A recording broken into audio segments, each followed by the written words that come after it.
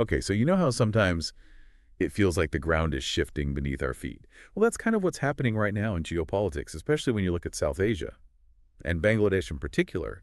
It's like there's this low rumble, and you can't help but wonder what's going on. I think that's a really apt analogy. You've got this sense of movement, a change in the rhythm of Bangladesh's diplomatic dance lately. It's like a new beat, and we're trying to figure out the steps.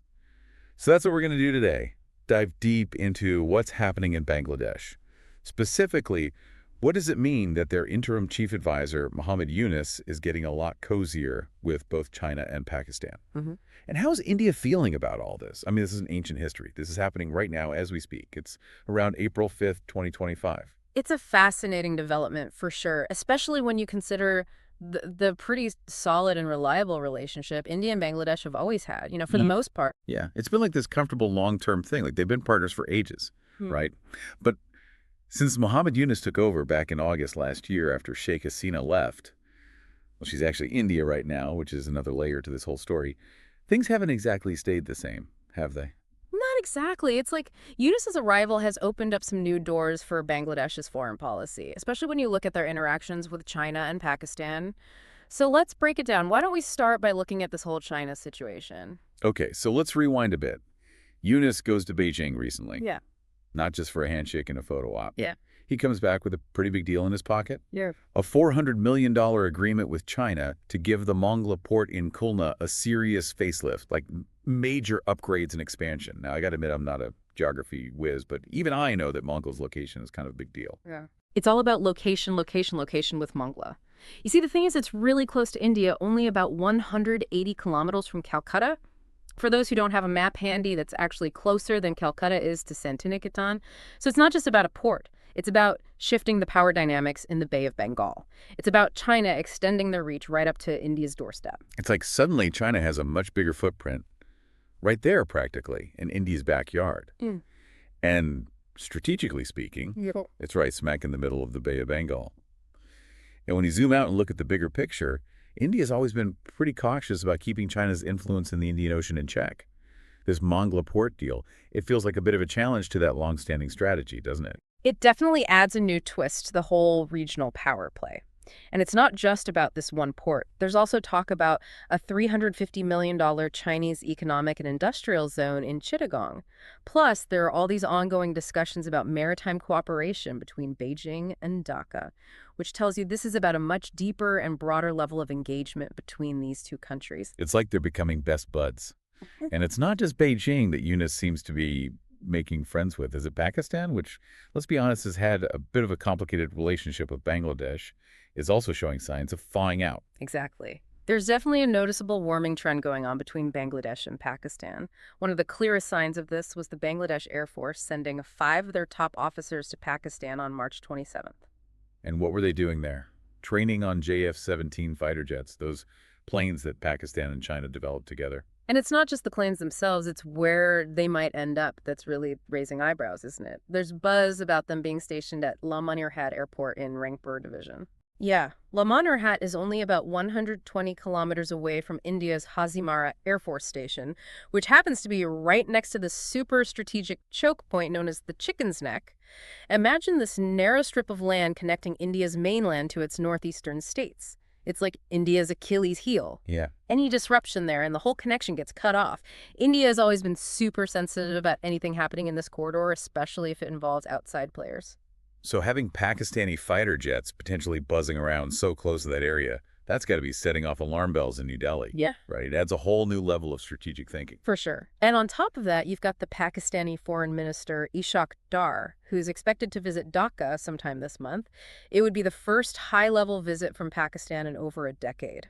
So that's a pretty big signal that things are changing in a big way. And there's talk about foreign secretary-level discussions and maybe even regular joint military exercises between the two countries. So it's not just the official state visits, is it? It's like they've got a direct line now. You got it. Mohammed Yunus recently had a phone chat with Pakistani Prime Minister Shehbaz Sharif. And some reports even suggest that Yunus himself might be planning a trip to Islamabad. So all signs point to a pretty deliberate and coordinated effort to build some serious bridges between Bangladesh and Pakistan. Okay, so we got closer ties with China and a warming relationship with Pakistan. Mm.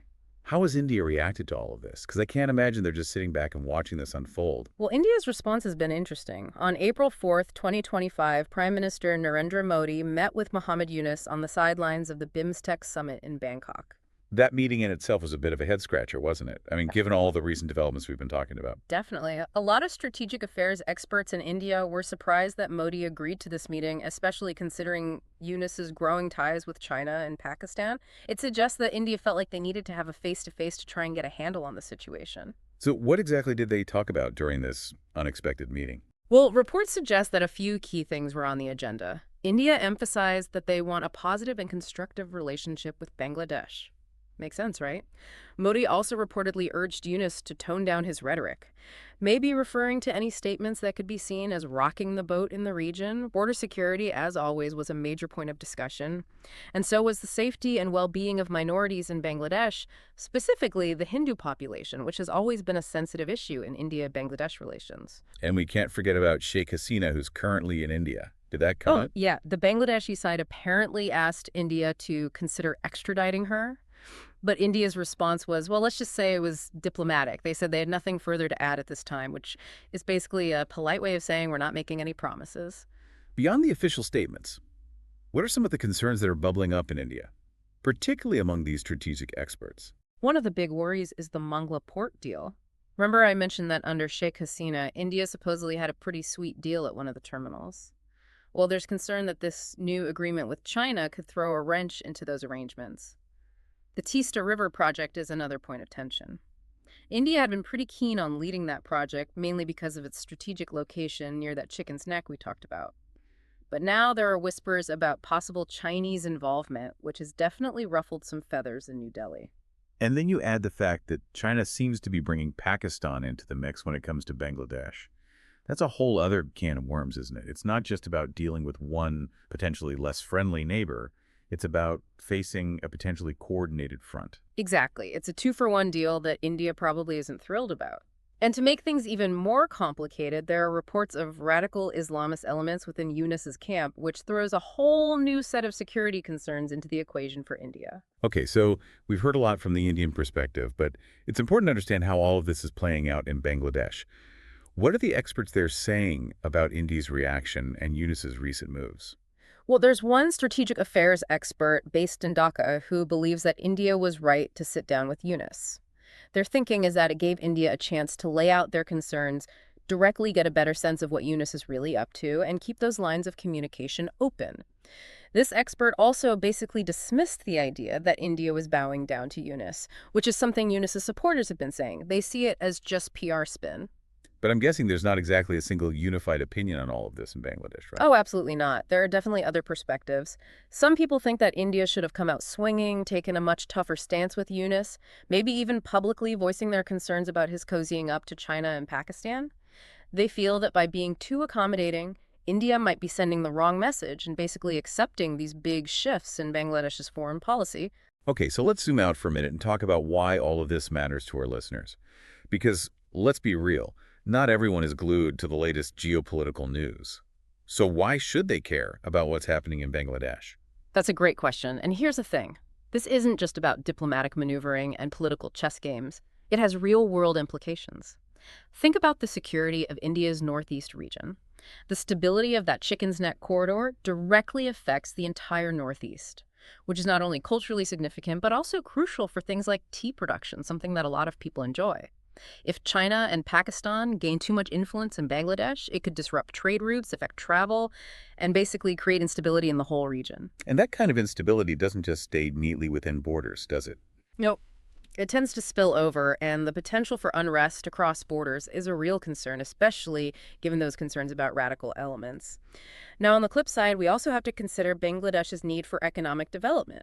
They need to grow, and China has a lot to offer in terms of financial resources and infrastructure investment, which is obviously tempting.